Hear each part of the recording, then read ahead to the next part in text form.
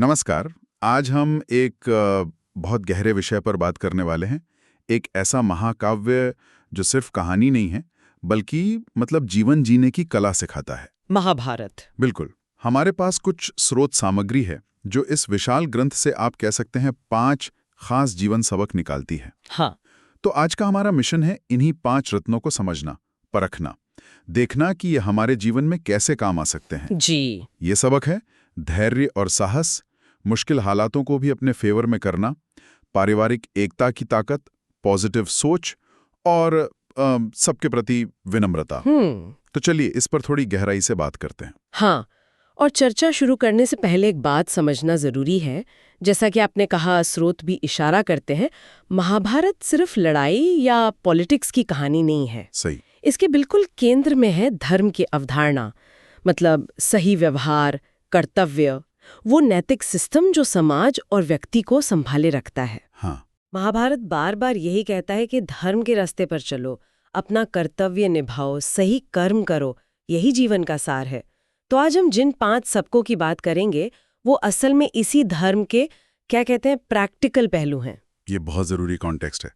तो पहले सबक से ही शुरू करते हैं, धैर्य और साहस। स्रोत यही बताते हैं कि पांडवों की पूरी जिंदगी ही जैसे इन 2 गुणों का इम्तिहान थी। बिल्कुल। सिर्फ कुरुक्षेत्र की लड़ाई नहीं, उससे पहले वो 13 साल का वनवास, अज्ञातवास, या उससे भी पहले बचपन से लाक्षागृह तक कदम कदम पर मुश्किलें थीं। हाँ। लेकिन सिर्फ साहस वो शायद काफी नहीं होता है ना।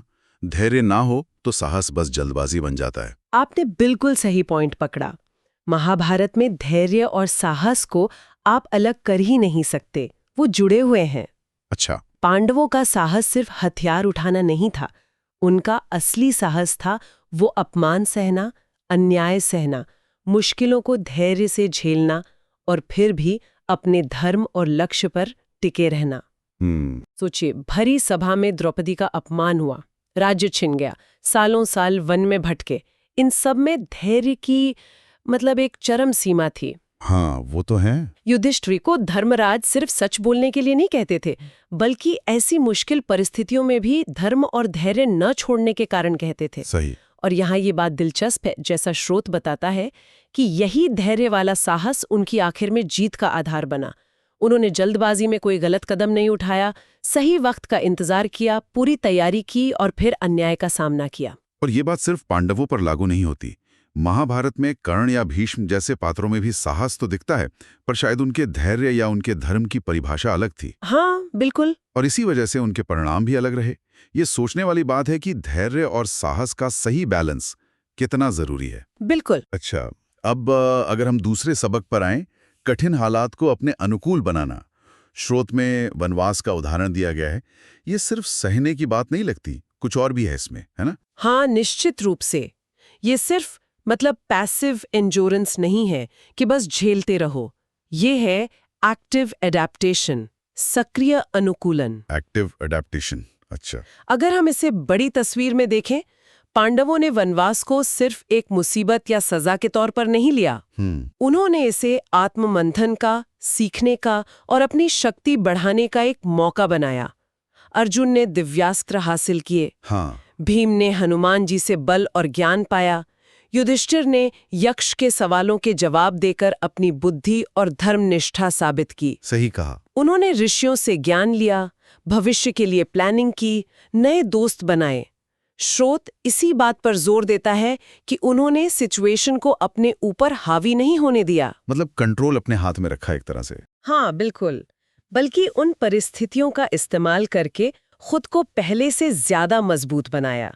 ये एक बहुत पावरफुल मैसेज है कि हम बाहरी हालात को हमेशा कंट्रोल नहीं कर सकते, लेकिन हम उन हालातों पर अपना रिएक्शन और अपने एफर्ट्स को जरूर कंट्रोल कर सकते हैं। मुश्किल वक्त को कोसने के बजाय उसे अपनी ग्रोथ का एक टूल बना लेना।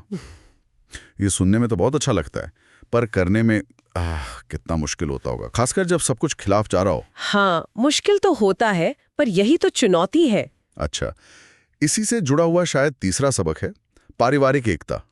स्रोत कहता है कि पांडवों की असली ताकत उनकी आपसी एकता थी। बिल्कुल। 5 भाई अलग अलग नेचर के थे, शायद कभी कभी मतभेद भी होते होंगे, लेकिन जब बात धर्म की आई या एक दूसरे के सम्मान की, वो हमेशा एक साथ खड़े रहे। हाँ, और ये एकता सिर्फ भाइयों तक ही नहीं थी। उनकी माँ कुंती, उनकी पत्नी द्रौपदी, ये सब उस एकता की धुरी थे, सेंटर पॉइंट थे। अच्छा। द्रौपदी का अपमान असल में पूरी पांडव एकता पर हमला था। उनकी जीत सिर्फ नंबर गेम या हथियारों की वजह से नहीं हुई, बल्कि उस अटूट बॉन्ड की वजह से हुई जो उन्हें जोड़े रखता था। स्रोत इस बात को खास तौर पर बताता है कि कौरवों के पास बड़ी सेना थी, बड़े बड़े महारथी थे, लेकिन उनमें आपसी विश्वास और एकता की कमी थी। हाँ, ये बात तो साफ दिखती है। शकुनी का षड्यंत्र, दुर्योधन का अहंकार, धृतराष्ट्र का पुत्र मोह, इन सब ने कौरव पक्ष को अंदर से खोखला कर दिया था। पांडवों की एकता ने उन्हें सिर्फ इमोशनल स्ट्रेंथ नहीं दी, बल्कि स्ट्रैटेजिकली भी मजबूत बनाया। सही। ये सबक आज भी उतना ही रेलेवेंट है, चाहे परिवार हो, समाज हो या कोई ऑर्गेनाइजेशन। एकता में जो शक्ति है वो बिखराव में कभी नहीं हो सकती। ये पॉइंट बहुत गहरा है। एकता सिर्फ बाहर से नहीं, अंदर से होनी चाहिए, विश्वास के साथ। चलिए अब चौथे सबक पर चलते हैं, सकारात्मक सोच, पॉजिटिव थिंकिंग। जी। स्रोत में खांडव वन का उदाहरण है जो मुझे हमेशा से बहुत फैसिनेट करता है। एक भयानक श्रापित जंगल जिसे देवता भी पसंद नहीं करते थे। हाँ। उसे पांडवों ने, खासकर अर्जुन और कृष्ण की मदद से, जलाकर उस राख पर इंद्रप्रस्थ जैसा शानदार शहर बसा दिया। ये तो किसी जादू जैसा लगता है। हाँ, ये जादू से ज्यादा सकारात्मक नजरिए और मेहनत का नतीजा था।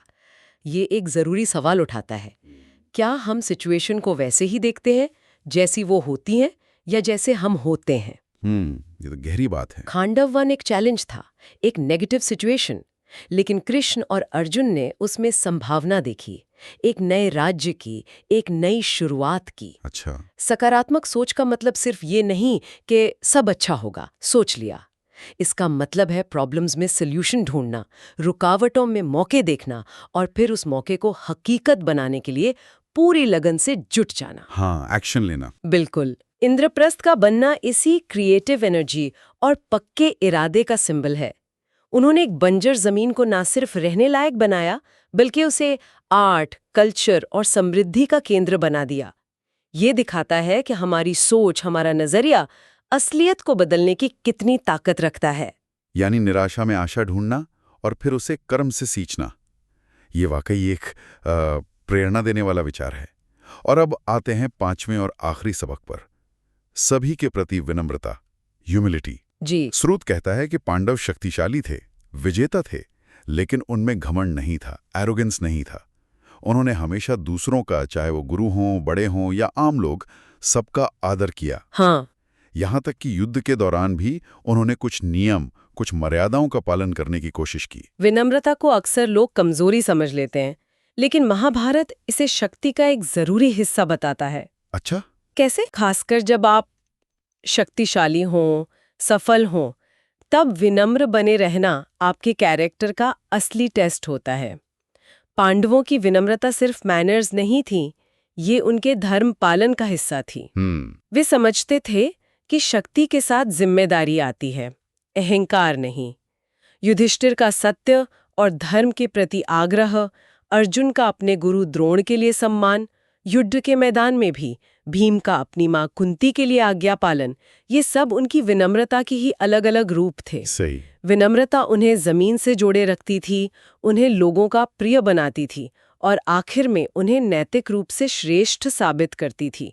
ये याद दिलाता है कि सच्ची महानता दूसरों को झुकाने में नहीं, बल्कि सबके प्रति सम्मान और करुणा रखने में है। तो ये रहे वो 5 सबक, धैर्य और साहस, मुश्किलों को मौके में बदलना, अटूट एकता, पॉजिटिव सोच और शक्ति के साथ विनम्रता। जब हम इन 5 को एक साथ देखते हैं तो ये वाकई उसी मूल बात पर वापस ले आते हैं जिसकी चर्चा हमने शुरू में की थी, धर्म, कर्तव्य और कर्म। बिल्कुल। ये सिर्फ अलग अलग अच्छी बातें नहीं हैं, बल्कि एक दूसरे से जुड़ी हुई हैं, है ना? बिल्कुल। ये 5 गुण एक दूसरे को पूरा करते हैं और धर्म के रास्ते पर चलने के लिए जरूरी है। बिना धैर्य और साहस के आप मुश्किलों का सामना कैसे करेंगे? सही बात है। बिना पॉजिटिव सोच के आप मुश्किलों को अवसर में कैसे बदलेंगे? बिना एकता के आप बड़े चैलेंजेस का सामना कैसे करेंगे? और बिना विनम्रता के क्या आप शक्ति पाकर धर्म के रास्ते पर टिके रह पाएंगे? नहीं, मुश्किल है। महाभारत यही दिखाता है कि धर्म का पालन कोई किताबी या हवा हवाई चीज नहीं है। ये इन्हीं गुणों को जीवन में उतारने का नाम है। ये गुण हमें न केवल बाहरी लड़ाइयां जीतने में मदद करते हैं, बल्कि जीवन के अंदरूनी संघर्षों जैसे गुस्सा, लालच, अहंकार पर जीत पाने में भी मदद करते हैं। बहुत ही अच्छा विश्लेषण है। तो आज की इस बातचीत में हमने महाभारत के विशाल सागर से 5 अनमोल मोती चुने, जैसा कि हमारे स्रोत ने सुझाया था। जी। हमने देखा कि कैसे धैर्य और साहस, अनुकूलन की क्षमता, परिवार और समाज में एकता, सकारात्मक नजरिया और विनम्रता जैसे गुण न केवल पांडवों की कहानी के केंद्र में हैं, बल्कि ये आज भी हमारे लिए उतने ही महत्वपूर्ण जीवन मंत्र हैं। बिल्कुल। और ये सब आखिर में महाभारत के उसी शाश्वत संदेश, धर्म के मार्ग पर चलो और अपना कर्तव्य निभाओ से जुड़ जाते हैं। और अब जब हम इस चर्चा के अंत में हैं, तो एक विचार मन में आ रहा है। आज की दुनिया महाभारत के समय से बहुत अलग है। टेक्नोलॉजी, सोशल स्ट्रक्चर, जीवन की रफ्तार, सब कुछ बदल गया है। हाँ, ये तो है। ऐसे में ये हजारों साल पुराने सबक, जैसे कि मुश्किल हालात को अनुकूल बनाना या परिवार में एकता बनाए रखना, क्या आज भी उतने ही प्रैक्टिकल है? हाँ। क्या आज की कॉम्प्लेक्स नैतिक दुविधाओं के बीच धर्म को डिफाइन करना और उसका पालन करना और भी मुश्किल हो गया है? ये एक बड़ा सवाल है। या फिर क्या ये इंसानी मूल्य और संघर्ष इतने यूनिवर्सल हैं कि समय और हालात बदलने पर भी उनका सार वही रहता है? ये सवाल शायद हमें अपने जीवन और अपने समय के कॉन्टेक्स्ट में इन सबको पर दोबारा सोचने के लिए प्रेरित कर सकता है। निश्चित रूप से ये एक गहरा सवाल है जिस पर सोचा जा सकता है, मनन किया जा सकता है। और ये चर्चा एक बार फिर ये साबित करती है कि महाभारत जैसे महाकाव्य सिर्फ गुजरे जमाने की कहानियां नहीं हैं, वे टाइमलेस ज्ञान के स्रोत हैं जो हर युग में इंसान को रास्ता दिखा सकते हैं। बस शर्त यह है कि हम उनसे सीखने को तैयार हों। Like, subscribe, share and comment.